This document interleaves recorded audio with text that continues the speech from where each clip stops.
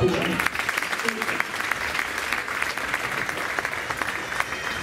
Den næste udbygning på det her, det er så araber baglænder, hvor man sætter sådanne baglænder på arbejdsmarkedet.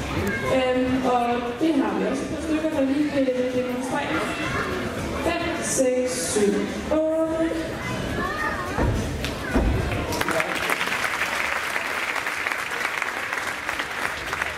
Igen, så er rigtig meget af det her. En ting er, hvor meget træning pigerne lægger i det her oppe i hallen.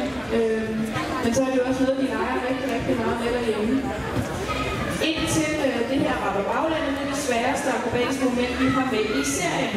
Men vi har lige nogle tøser, der leger med noget lidt andet også.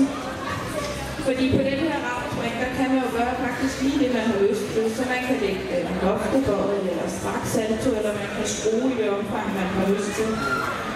Så nu ser vi lige næste niveau af de her normale baglænder. Og er I piger klar? 5, 6, 7, 8.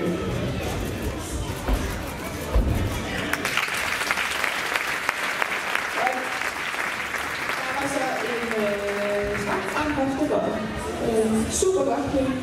Alle de her momenter, som pigerne leger med, kommer med i en eller anden afskygning i deres konkurrenceserie. Så det er rigtig, rigtig meget vores tid går med, at de skal øve det her, de skal finpudse det her, og vi arbejder med teknik til